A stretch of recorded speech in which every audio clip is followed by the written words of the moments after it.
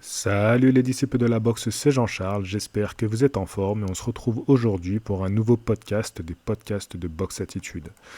Comme vous avez pu le voir dans le titre, mais aussi avec la photo que vous avez en fond sur donc ce fond d'écran, cette illustration que j'utilise sur YouTube, vous pouvez voir que main dans la main, au-dessus d'une feuille et d'un stylo, donc un contrat qui est en train de se signer. Voilà, tant de symbolique dans cette image.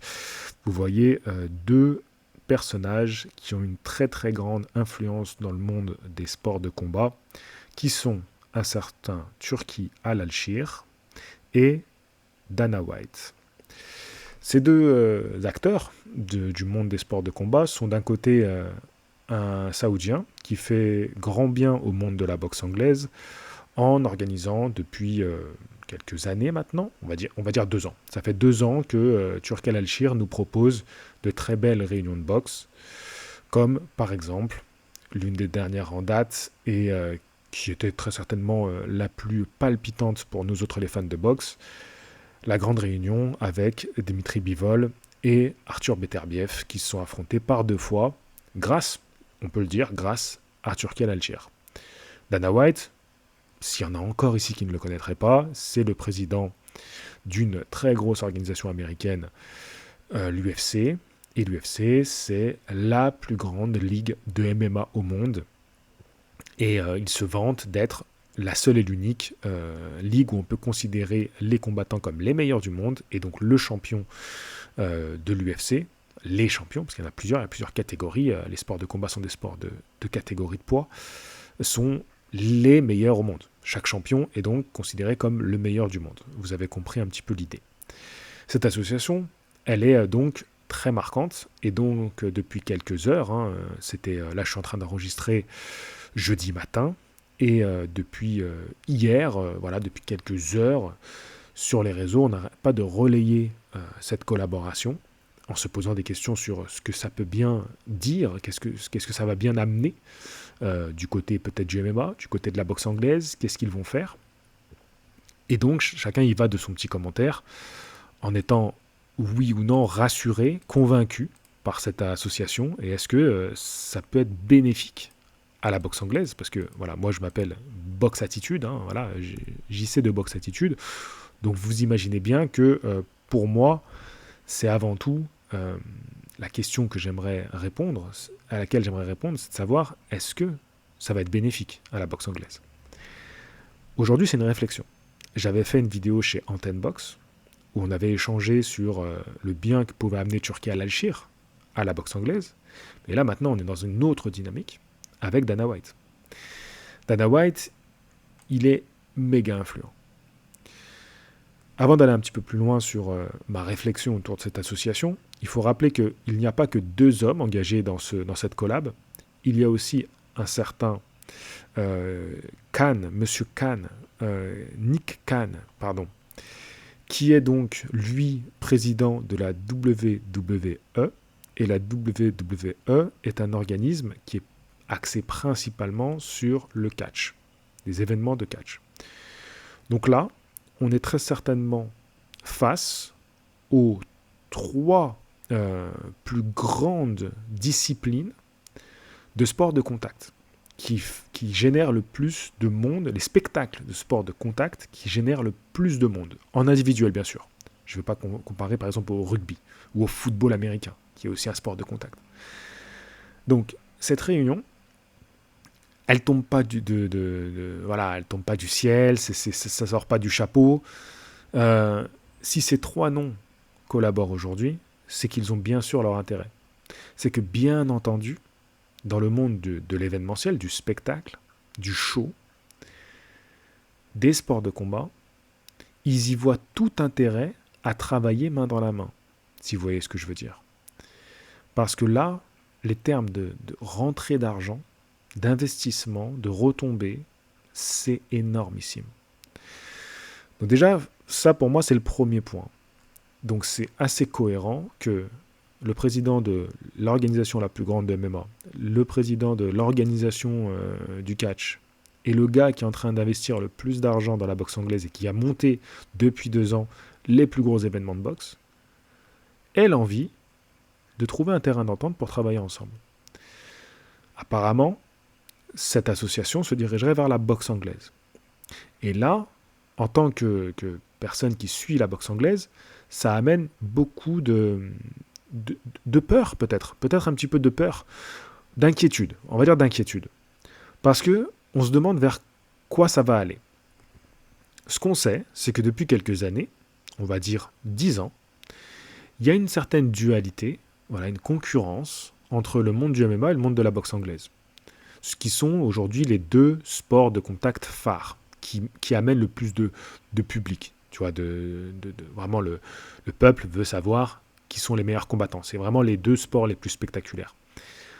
On est d'accord aujourd'hui que des disciplines comme le taekwondo, le judo, même la boxe thaï, c'est pas aussi populaire qu'est le MMA et la boxe anglaise. Pour des raisons différentes, mais chacun reste quand même les deux plus fortes entités du monde des sports de combat. Donc, il y a cette concurrence qui est réelle. En France, c'est encore plus exacerbé avec la montée du MMA d'un seul coup, l'arrivée avec cette légalisation du MMA, des Français qui ont été intégrés à l'UFC qui est venu à Paris par 2 fois, et d'un autre côté, la boxe anglaise qui se meurt à petit feu en France. Donc le contraste en France, il est énorme. C'est là où il est le plus flagrant. Et je pense que c'est pour ça que en France, sûrement que les commentaires et les réactions vont peut-être les plus exacerbés. Voilà, je pense qu'on va entendre tout et son contraire en France, avec des personnes qui vont trouver ça fantastique, et d'autres qui vont trouver ça affreux. Parce qu'en France, on est sur un petit peu un terrain miné. Et on voit le fossé qui est en train de se faire entre les deux. À tous les niveaux. Hein. Le train de vie des combattants, les événements qui se montent en France. Aujourd'hui, il y a beaucoup plus d'événements de MMA. C'est beaucoup plus facile de suivre les événements de MMA. Les médias qui traitent des informations. Il y en a beaucoup plus qui parlent de MMA aujourd'hui que de boxe anglaise. Donc, le fossé en France, il est énorme. Donc, cette info, c'est pour ça que je pense que c'est important quand même d'y réfléchir, de prendre le temps d'y réfléchir. Avant d'être alarmiste et de dire, d'hurler au fait que non, c'est scandaleux, on ne veut pas que la boxe devienne l'UFC. Ok, je suis assez d'accord avec vous, c'est aussi ce que je pense. Je ne veux pas que la boxe ressemble à l'UFC. Et d'ailleurs, dans ce qu'on voit un petit peu ce qui ressort, je vous mettrai un lien source dans cette vidéo vers l'article ESPN. J'ai vu circuler sur les réseaux sociaux un peu déjà les grandes lignes de cet accord. Bon, ça ressemble à l'UFC.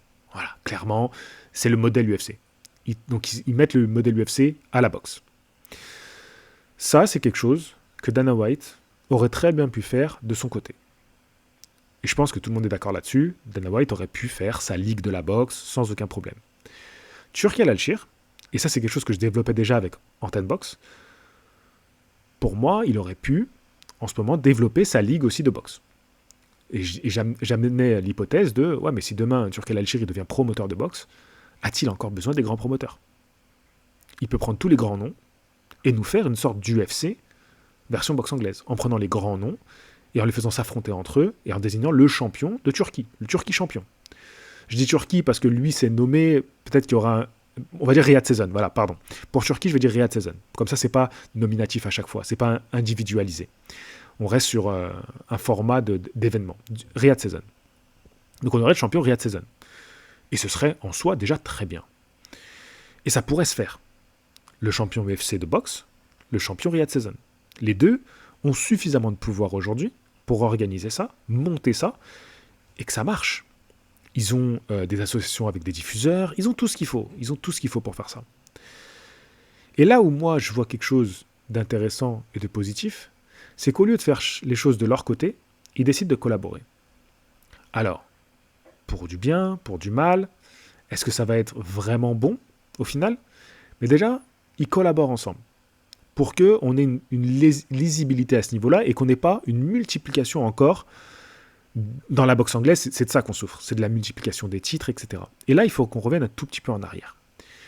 On va dire il y a 10 ans, il y a à peu près 10 ans, dans la boxe anglaise, ceux qui suivaient ce sport assidûment souffraient de la multiplication des fédérations et la multiplication des titres dans les fédérations.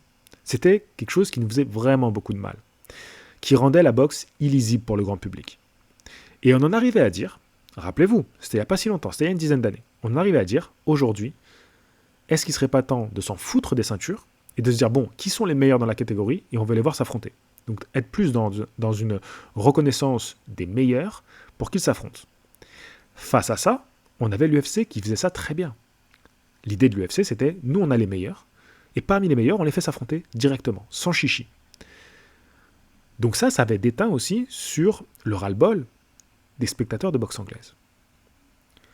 Maintenant, qu'on est en train d'essayer de rassembler, les gens sont réticents. Ah, mais pourquoi on veut rassembler? Pourquoi on veut que ce soit... Les gens sont réticents. Et quelque part, on a l'impression qu'ils s'attachent un petit peu à leur ceinture. Alors pourquoi aujourd'hui, on a ce truc de « Ah non, mais attendez, on ne peut pas lâcher l'idée des ceintures, des fédérations ».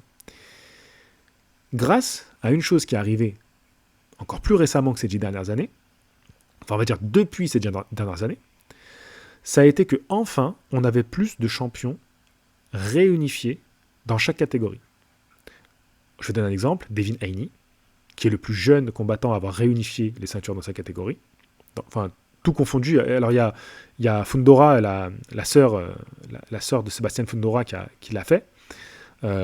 Gabriela, je crois, pardonnez-moi, qui est maintenant la plus jeune historiquement. Mais avant ça, c'était Devin Haney.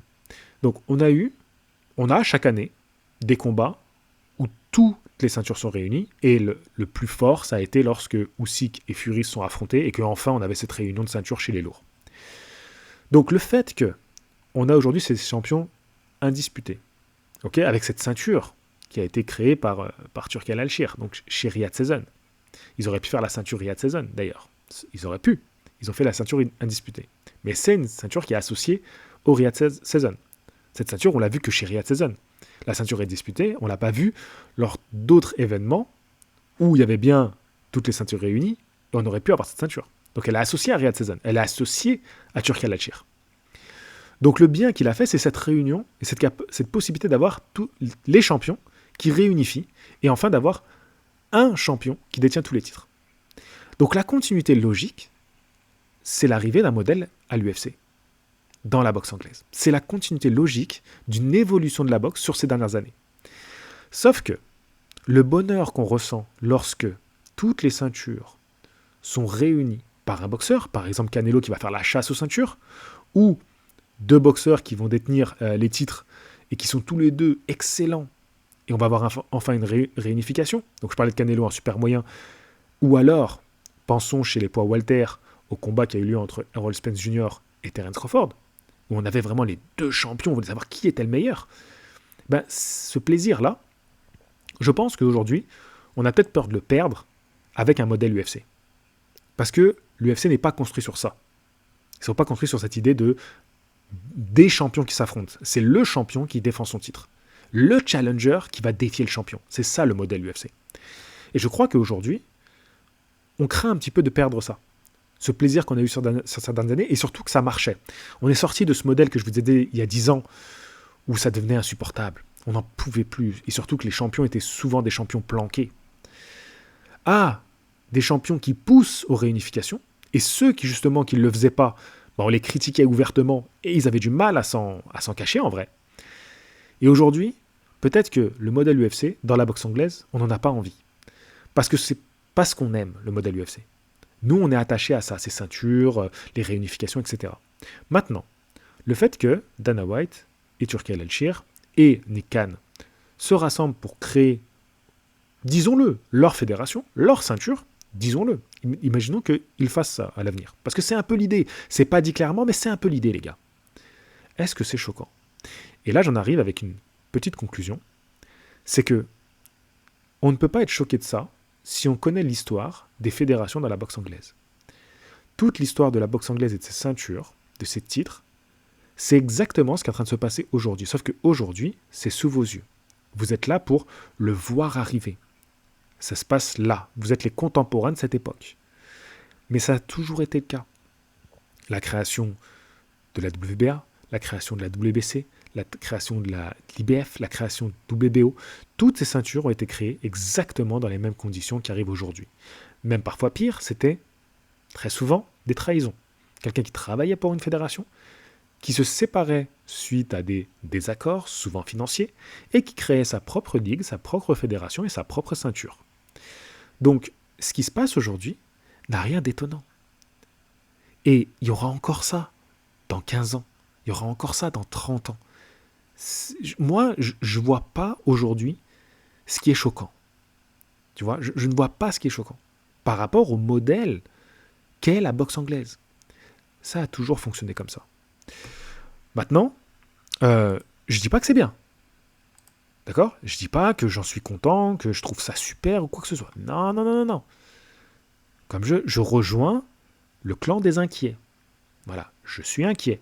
Je me demande ce que ça va donner. Mais encore une fois, attendons d'avoir le premier événement qui arrive afin de pouvoir se positionner en disant bon, est-ce que c'est bien ? Est-ce que c'est pas bien ? Et attendre de voir ce que ça va donner sur la suite. Je voudrais finir cette vidéo avec quelque chose d'un petit peu plus personnel, enfin oui, personnel, mais qui restera sur la chaîne. Je voudrais vous parler un peu de ma ligne éditoriale sur Box Attitude. Box Attitude en général. C'est-à-dire que là, c'est moi, Jean-Charles, qui gère les différents réseaux Box Attitude. Parce que lors de mon dernier podcast, j'ai beaucoup apprécié les retours que vous m'avez faits lors de mes questionnements. Ça m'a vraiment aidé. Donc, je reste un peu dans la même idée et je vous partage quelque chose en fin de vidéo. Ce matin, je prenais des notes et je me faisais cette réflexion. Comment je vais traiter donc les sujets sur Box Attitude ? Donc, je vous partage ma ligne éditoriale que je veux appliquer à partir de maintenant. Les actualités majeures seront traitées sur la chaîne principale et dans le titre, je mettrai le terme officiel, comme je l'ai fait lors des vidéos d'hier, à l'annonce des combats. Donc ça, c'est un exemple, l'annonce des combats. Donc, des annonces officielles, c'est pour ça que j'ai choisi le terme d'officiel, où on a la date, on a le lieu, et on a les deux boxeurs, et souvent les promoteurs, enfin, pas souvent, les promoteurs engagés. Comme ça, au moins, tout est clair. Donc là, je mettrai officiel dans le titre, et je ferai une vidéo là-dessus. Les actualités mineures, elles, seront traitées sous le format podcast, qui pourra regrouper une ou plusieurs informations. Par exemple, ce qu'on est en train de faire aujourd'hui, Dana et Turquie font du jet ski. Voilà. Par exemple, ils ont décidé d'aller faire du jet ski. Venez, on en discute, qu'est-ce qui se passe ? Non, je déconne bien sûr, on va parler de boxe anglaise. Mais là, c'est un parfait exemple. Une info, on peut en discuter, format podcast. Il peut y avoir plusieurs infos, ça peut être un comment va la boxe, voilà. On regroupe toutes les actualités mineures. Sur la chaîne principale, les thématiques récurrentes seront, on garde ce qui marche, ce qu'on aime faire, avant combat, débriefing d'après combat, et les histoires de boxeurs. Un petit mot sur la DA. Donc voilà, la DA, c'est un terme d'image, à quoi ça ressemble. Sur la chaîne principale, on conserve ce que j'ai toujours fait, des faces caméra, des lives, et des vidéos qui peuvent être montées, avec des images, tu vois, vraiment des vidéos pour illustrer, un vrai travail de recherche, voilà, des vidéos plus montées. Souvent, c'est les histoires de boxeurs. Sur la chaîne secondaire, on reste sur un montage minimaliste, en audio, avec une image d'illustration, comme je le fais là. Exceptionnellement, on peut avoir plusieurs images, comme je l'ai fait lors de la vidéo précédente, parce que je trouvais que c'était important d'appuyer mon propos avec des images.